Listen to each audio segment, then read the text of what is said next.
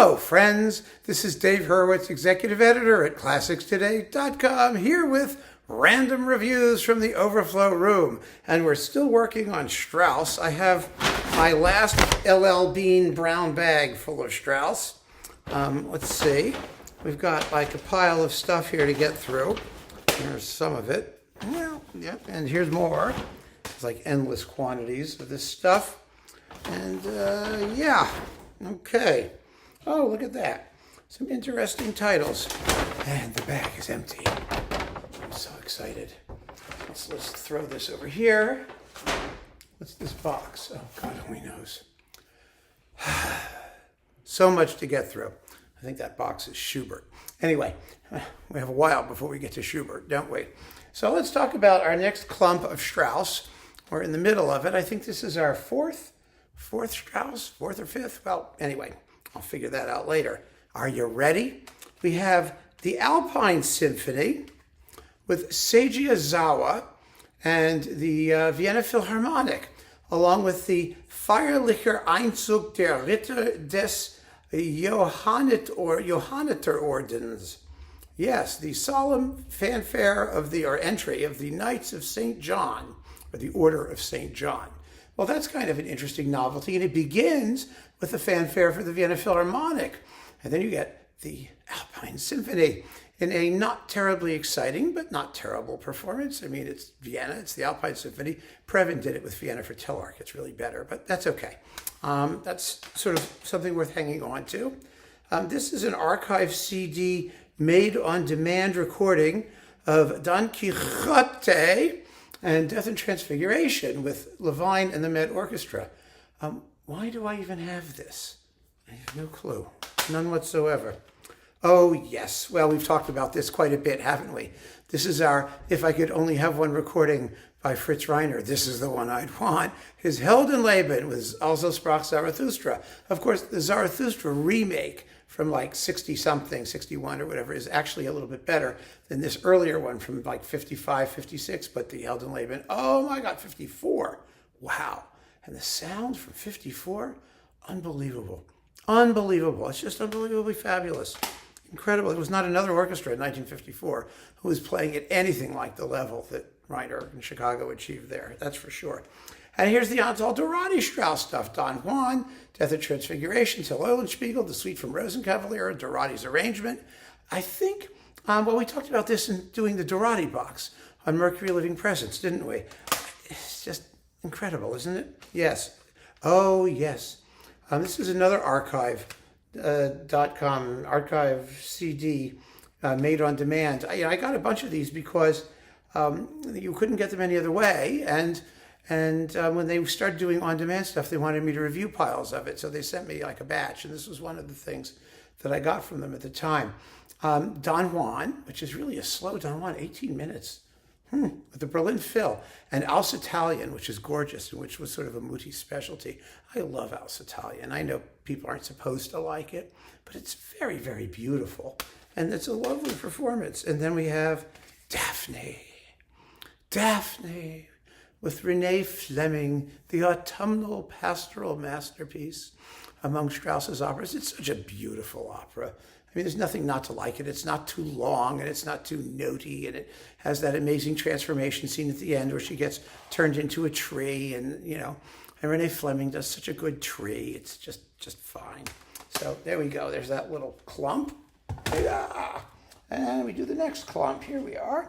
It's, let's see, Der Rosenkavalier. Oh, yeah, with Karl Böhm. This is from the Salzburg Festival with Christa Ludwig, Theo Adam, Tatiana Troyanos, Edith Mattis, Otto Wiener, Kari Lovas. It's a very, very good cast, and it's a pretty good live recording, but you know how many wonderful Rosenkavaliers are there, and it works terrifically in the studio. So this is for fans of the singers. It really is, and especially someone who wants Christa Ludwig's Marschallin and whatnot, although she does it for Bernstein too, doesn't she? Yeah, I think so. I don't know. I have it. It's there. And then we've got, Elizabeth Schwarzkopf. This is the one that accidentally got mixed up with Stravinsky, and I stuck it back in the Strauss pile. The four last songs, the Capriccio closing scene, and bits of Arabella, with Elizabeth Schwarzkopf and others, with the Philharmonia under Otto Ackermann and Lovro von Madicic. These are wonderful, and this Four Last Songs is generally considered to be superior than the remake she did with George Sell because Schwarzkopf was simply in finer voice at that point in her career. So, yeah. Strauss conducts Strauss, Don Quixote, with the Berlin State Opera Orchestra and the Bourgeois Gentilhomme Suite, also with the Berlin State Opera Orchestra from 1930 and 1933. These are performances of no particular merit, and they sound terrible, but it's Strauss conducting his own stuff, which he hated to do. It bored him, and you can tell. Okay, and Joseph's Legenda, however you pronounce this in German. This is with Fischer, the Budapest Festival Orchestra, on Channel Classics, and it's very, very good. Joseph's Legenda is a better work than people give it credit for being. It's much better than Schlagober's, that other horrifying ballet he did. And it's good. There's nothing wrong with it. Very well recorded, very good sounding. Great voices of the 50s. Yeah, Lisa Della Casa doing the Strauss Four Last Songs, a classic version. Oh, let me fix this. There we go. Still looks like I have half a mustache.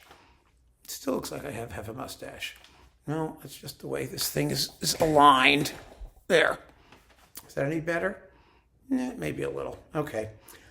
We've got, let's see, the Wesendonck Lieder with Flagstad and Knappertsbusch. Mahler doing 3 Rückert Lieder with Kathleen Ferrier and Bruno Walter. And the Four Last Songs with Lisa Della Casa and Karl Böhm, which is right around the time of their premiere. You know, I mean, they were brand new back then. And they're also 4 Lieder with Kathleen Ferrier and Karl Hudes piano. So that's like, you know, a classic historical thing. And this is Eugen Joachim and the Concertgebouw doing Till Eulenspiegel, Don Juan, a very good Don Juan. Zippy and passionate, Der Rosenkavalier, first waltz and second waltz. You know, Joachim was not a big Strauss guy. He wasn't at all. But he did these very, very well. One of you commented that you had that Phillips Twofer, which is now on Decca, that had Strauss tone poems with Haitink and the Concertgebouw and the Rosenkavalier. The only thing you liked was the Rosenkavalier stuff, and it was conducted by Joachim and not Haitink. Tells you something. But that did have a great Heldenleben and Zarathustra too, by the way. Clemens Krauss conducts Strauss, Salome, the 1954 recording. This is the one with Crystal Goltz in good voice, because the stereo remake she did, which was like, I don't know, 20 years later, who knows when, with Otmar Sweetener, 15 years, 10 years, I don't know. She was not in good voice. She was way past her prime. But here is a fire-breathing nymphomaniac. Crystal Goltz is terrific, with Julius Patzak and Margareta Kenny and Hans Braun and Anton der Motta. Yeah, and it sounds really good from 54. We're just before the stereo era. Oh my. Strauss, Bourgeois Gentilhomme, and the Dance Suite from Klavierstücken by Couperin with the Erich Leinsdorf for the Chamber Orchestra of Europe. On Chamber Orchestra of Europe, its own label. This is sort of a collector's item because it's Leinsdorf, you know, well, it's Leinsdorf. He wasn't dead then when he made this. And he was always a wonderful Strauss conductor. He really was a very, very fine Strauss conductor. And so this is really cool. And he did lots of unusual repertoire. He was fascinating that way. I mean, he wasn't a terribly interesting conductor, but his repertoire choices were often marvelous. And we have Strauss, the other one, the Four Last Songs, and other Lieder with Schwarzkopf and Zell. So that's it.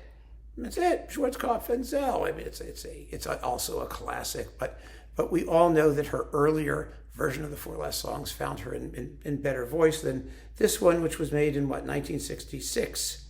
1966 and 69. So, I mean, you know, it's not terrible, and you've got Zell conducting, which is always wonderful. So there you go. And that, my friends, is the next clump of Strauss from the Overflow room. Keep on listening. Take care.